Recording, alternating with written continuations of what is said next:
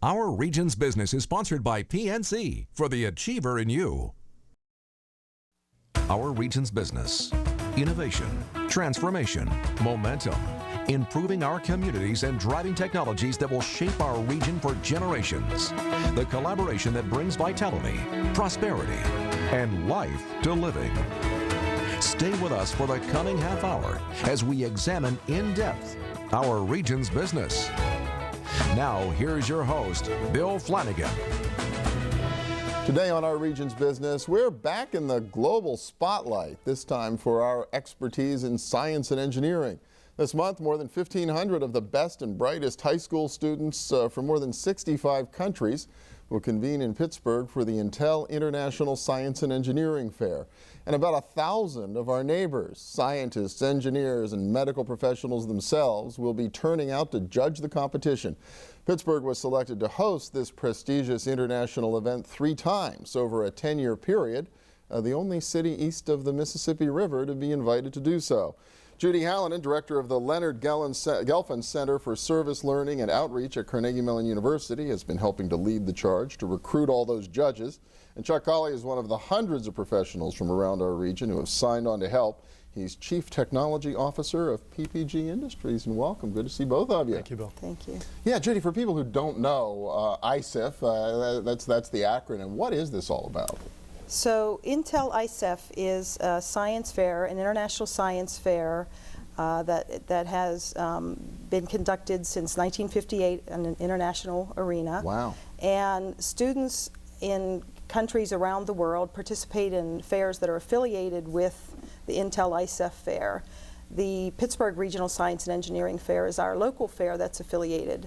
So students who participated here at Heinz Field in March, 7 of those students qualified to participate in Intel ICF.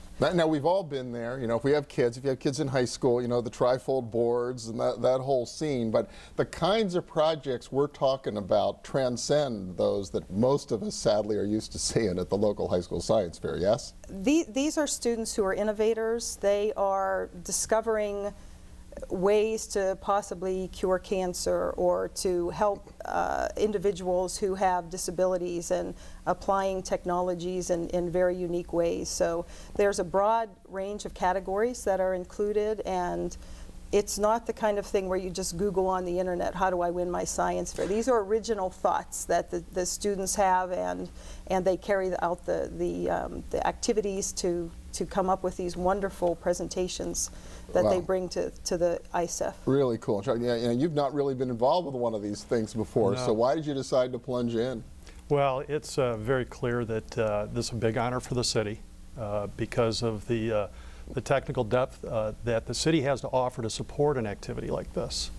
I think it's underappreciated how many scientists are needed for this event. You mentioned the 1,000 judges and volunteers that are needed. It's interesting, we needed 900 judges.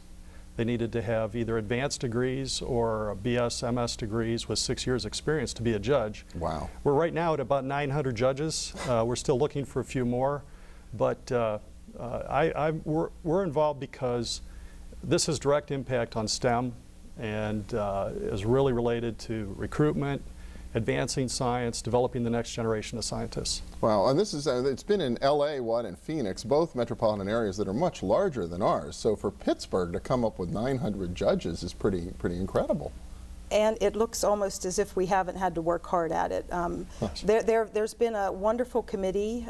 In Pittsburgh, I think some of the other cities see something like this as a burden. We have to get out there and do this. In Pittsburgh, what I've experienced working on this committee is more of a sense of how can we get involved, what can we do.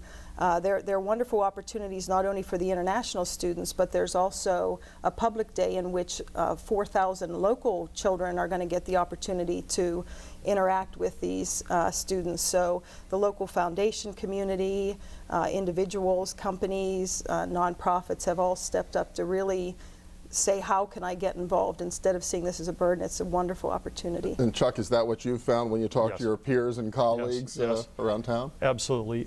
We initiated dialogues at multiple levels through multiple communication mechanisms to get to all the chief technology officers, the VPs, R&D in the region to really get the recruitment activity started. And we really geared up in January, but the response has been fantastic. Where does it go next? Does it go back to LA or does it go to Phoenix? Or It goes to Phoenix Okay. and then Los Angeles. 2015 will be back in Pittsburgh, and 2018 again also. So Very, well, really exciting, and the fact that they're going to cycle through again 2 more times over the next 6 years is another great, additional great opportunities for Pittsburgh. But you say there are a few judge specialties that you're still looking to fill? There's just a couple.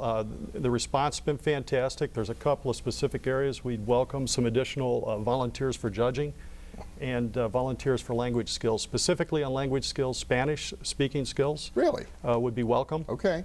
And specifically, we have several areas. You can go to the website, societyforscience.org, to see what's needed.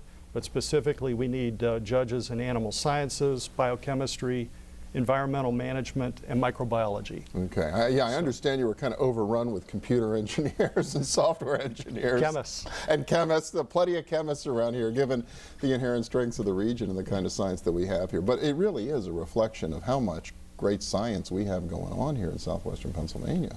It's unbelievable the depth that we have. I don't think people appreciate. We had 17 different, completely different science and engineering disciplines that had to be covered to really fulfill the needs for ISEF to do the judging, and to consider that 900 people have stepped up, and there's many more that are out there, is really remarkable. And again, the website that people need to go to for these societyforscience.org. Okay, society. Or search ISEF, all Intel capitals. ICF 2012. Intel Yes. ICF 2012. And very good. And for parents, or I guess teachers or whatever, that want to bring the kids there for the public day? The schools have signed on for public day, but it's important to note that from 9 a.m. until 9 p.m. on Thursday, May 17th, the David Lawrence Convention Center is open. People can come and visit. The student finalists from around the world will be at their exhibits from 10 a.m. until 2 p.m., but others can come and take a look and see the wonderful projects that these students have brought to the city and to show off. Well, if you really want to shame your kid into getting serious about science and understand what young people their age are doing all around the world, talk about setting the bar for all of us here in our region. And just congratulations for bringing this to town. It's really exciting. Thank you, Bill. Thank you. All right.